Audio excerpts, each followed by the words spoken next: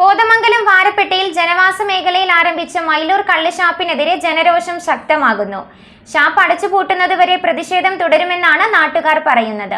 വാരപ്പെട്ടി ഗ്രാമപഞ്ചായത്തിലെ 7-ാം വാർഡിലെ മൈലൂരിലാണ് കള്ളുഷാപ്പ് പ്രവർത്തനം ആരംഭിച്ചിട്ടുള്ളത്. കോതമംഗലം വാരപ്പെട്ടിയിൽ ജനവാസ മേഖലയിൽ ആരംഭിച്ച മൈലൂർ കള്ളുഷാപ്പിനെതിരെ ജനരോഷം ശക്തമായിരിക്കുകയാണ്. വാരപ്പെട്ടി ഗ്രാമപഞ്ചായത്തിലെ 7-ാം വാർഡിലെ മൈലൂരിലാണ് കള്ളുഷാപ്പ് പ്രവർത്തനം തുടങ്ങിയത്. ജനവാസ കേന്ദ്രത്തിൽ കള്ളുഷാപ്പ് പ്രവർത്തിക്കുന്നത് പ്രദേശത്തിന്റെ സമാധാനാന്തരീക്ഷം തകർക്കുമെന്നും സ്ത്രീകൾക്കും കുട്ടികൾക്കും സുരക്ഷാ ഭീഷണി ഉയർത്തുമെന്നും നാട്ടുകാർ ആരോപിക്കുന്നു. പ്രദേശത്ത് നിരവധി വ്യവസായ സ്ഥാപനങ്ങൾ പ്രവർത്തിക്കുന്നതിനാൽ ആയിരക്കണക്കിന് ഇതര സംസ്ഥാന തൊഴിലാളികൾ ദിവസേന ഇവിടെ എത്തുന്നുണ്ട്. ഷാപ്പ് പ്രവർത്തനം ആരംഭിച്ചാൽ കൂടുതൽ ആളുകൾ ഇവിടെ എത്തുകയും മദ്യപാനവുമായി ബന്ധപ്പെട്ട അക്രമങ്ങളും സാമൂഹിക പ്രശ്നങ്ങളും വർദ്ധിക്കുമെന്നും നാട്ടുകാർ ചൂണ്ടിക്കാട്ടുന്നു.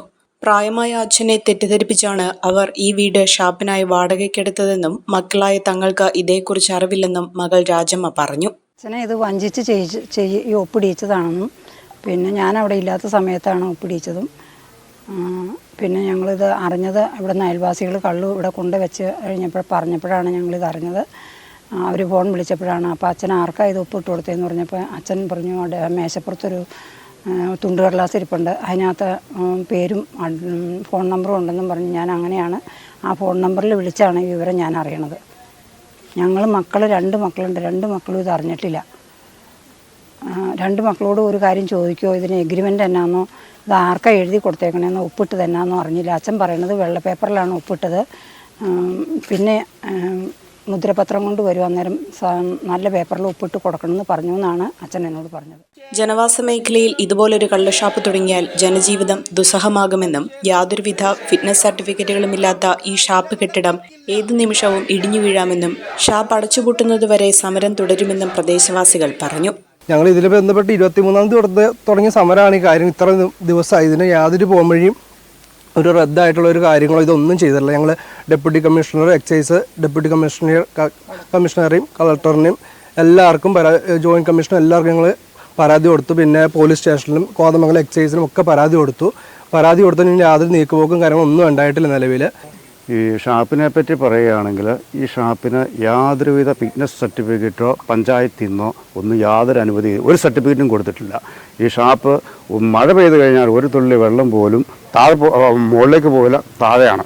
ചാണകം കൊണ്ട് മെഴിയൊരു തറയാണ് ഉള്ളിൽ. ഒരു ഷാപ്പെന്ന് പറഞ്ഞാൽ അത് ടൈലിടണമെന്നുണ്ട്, വാഷ് ബേസിൻ വേണം, ബാത്റൂം വേണം, അങ്ങനെയുള്ള സംവിധാനങ്ങളെല്ലാം ഉണ്ടാകും, സ്റ്റോർ റൂം വേണം, ഇതെല്ലാം വേണം. പക്ഷേ ഇതിനകത്ത് ഇതൊന്നുമില്ല. ഇതിനകത്ത് ആരെങ്കിലും കയറിയിരുന്ന് മദ്യം കഴിച്ച് 5-6 പേര് മരിച്ചു പോയി കഴിഞ്ഞാൽ ഇവരൊക്കെ സമാനം പറയേണ്ടി വരും. യാതൊരു സംശയവുമില്ല. ഞങ്ങൾ 2-3 പ്രാവശ്യം അവർക്ക് മുന്നറിയിപ്പ് കൊടുത്തിരിക്കുന്നതാണ്.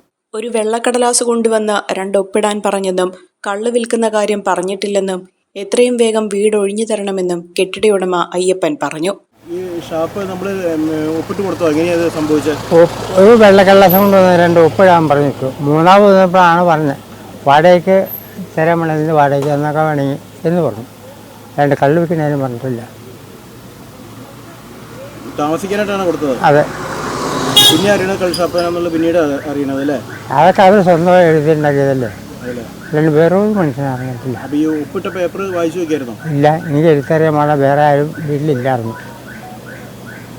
വീട്ടിലില്ലായിരുന്നു. പിന്നെ ആശുപത്രി പോയി പറഞ്ഞു. ഇനി എന്താ പരിഹാരം ഇതിന് വേണ്ടേ? ഈ സ്ഥലം ഒഴിവാക്കിയിട്ടില്ല. എനിക്ക് സന്ധ്യയപ്പോഴൊന്ന് കിടക്കാമെന്ന് തോന്നിയാൽ കിടക്കണ്ടേ. 2 പേരെ ഒന്നുമില്ല. യാതൊരുവിധ മാനദണ്ഡങ്ങളുമില്ലാതെയാണ് ഈ ഷാപ്പ് ഇവിടെ പ്രവർത്തിക്കുന്നതെന്നും ഷാപ്പ് ഇവിടെ നിന്ന് മാറ്റുന്നതുവരെ നാട്ടുകാർക്കൊപ്പം നിന്ന് പോരാട്ടം തുടരുമെന്നും വാരപ്പെട്ടി ഗ്രാമപഞ്ചായത്ത് പ്രസിഡന്റ് സംഗീത പ്രദേശ് പറഞ്ഞു. യാതൊരുവിധ മാനദണ്ഡങ്ങളും ഇല്ലാതെയാണ് ഇന്ന് ഈ ഷാപ്പ് ഇവിടെ പ്രവർത്തിക്കുന്നത്. വാരപ്പെട്ടി ഗ്രാമപഞ്ചായത്തിൻ്റെ മറ്റൊരു ഭാഗത്ത് സ്ഥിതി ചെയ്തിരുന്ന ഈ ഷാപ്പ് ഒരു സുപ്രഭാതത്തിൽ ഈ കെട്ടിടത്തിലേക്ക് മാറ്റുകയായിരുന്നു.